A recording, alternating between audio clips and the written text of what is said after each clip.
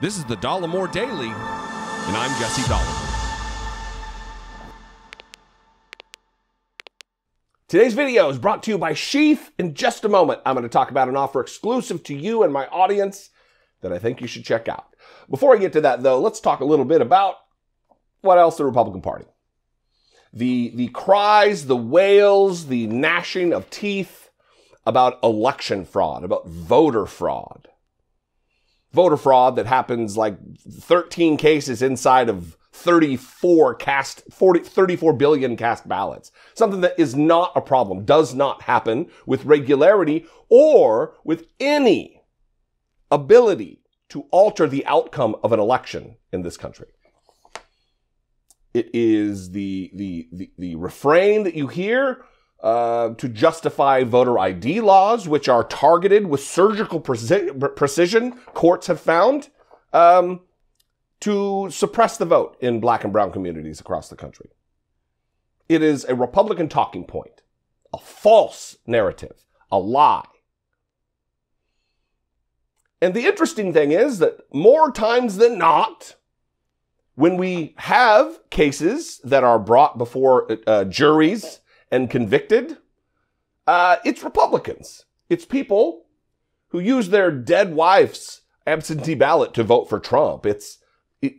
That's what we see.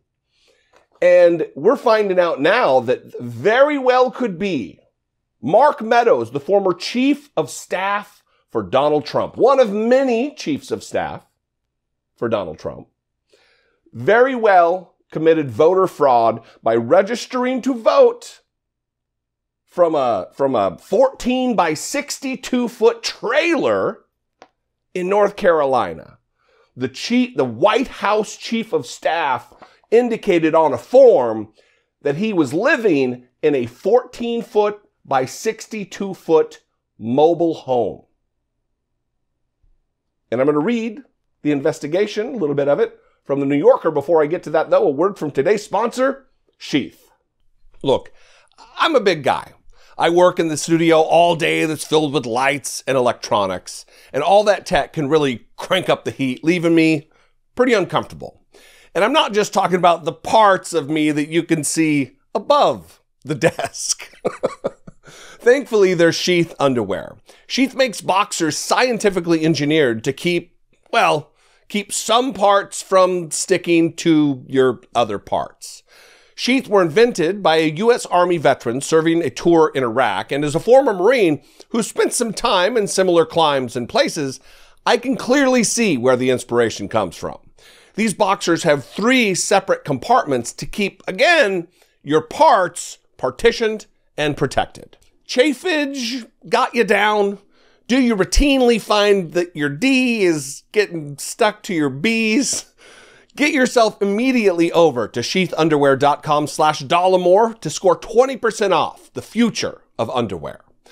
Being 6'3", I have always had trouble finding boxers that fit well because my quads tend to make them ride up and bunch. Not so with Sheath. Their slightly longer 8-inch boxers are my favorites and are a perfect fit that give me zero trouble. Seriously, don't your parts deserve a break from your other parts? Head to sheathunderwear.com/Dollemore or click the link in the description below for 20% off right now. You'll be thanking me, and your parts will be thanking you. Let's get into this. This article is entitled, "Why Did Mark Meadows Register to Vote at an Address Where He Did Not Reside?"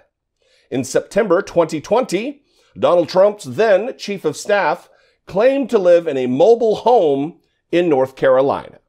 Now look, I am in no way besmirching or belittling people who live in mobile homes. It is a viable, valid place to live.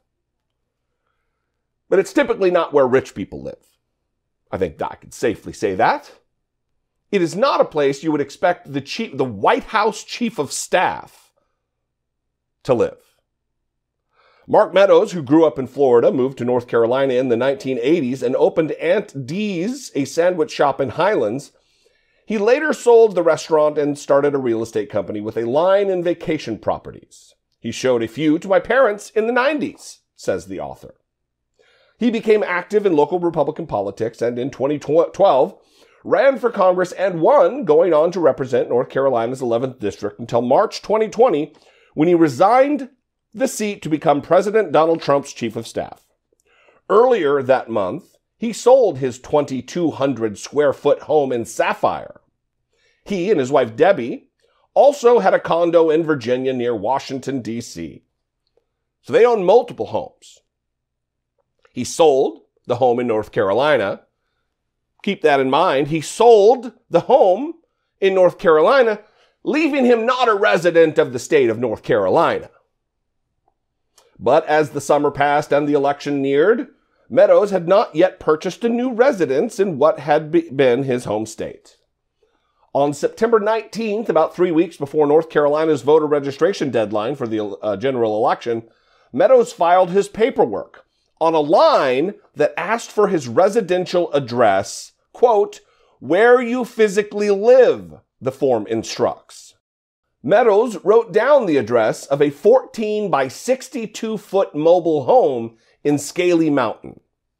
He listed his move-in date for this address as the following day, September 20th. Meadows does not own this property and never has. It is not clear that he has ever spent a single night there. He did not respond to a request for comment. Of course he didn't, because there's no explanation that can be given. The previous owner, who asked that we not use her name, now lives in Florida. Quote, that was just a summer home, she told me when I called her up the other day. She seemed surprised to learn that the residence was listed on Meadows' forms. The property sits in the southern Appalachian Mountains at about 4,000 feet in the bend of a quiet road above the creek in Macon County. How literary. The leaves rustled in the wind softly as I spoke to the owner. She only rented it out twice, she told me. The first renter, she said, was Debbie Meadows, who, according to the former owner, reserved the house for 2 months at some point within the past few years. She couldn't remember exactly when, but only spent 1 or 2 nights there. The Meadows' kids had visited the place too, she said. The former owner was in Florida at the time, but her neighbors, the Tallies, whom she described as friends of the Meadowses, briefed her later. As for Mark Meadows, she said, he did not come. He's never spent a night there. Did you catch that last part? He's never come. He's never spent a night there. So how, explain it to me, Republicans, can Mark Meadows be listing this 14 by 62 foot trailer as his home? This smacks of voter fraud. Again, the common refrain of Republicans who want to gin up distrust in our democracy. And Mark Meadows very likely could be convicted of this if a prosecutor has the temerity to take up the case. That is yet to be seen. We are disappointed on a daily basis at the lack of initiative of prosecutors.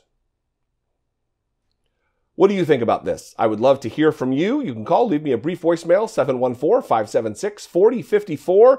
Of course, you can email me, daily@dollemore.com.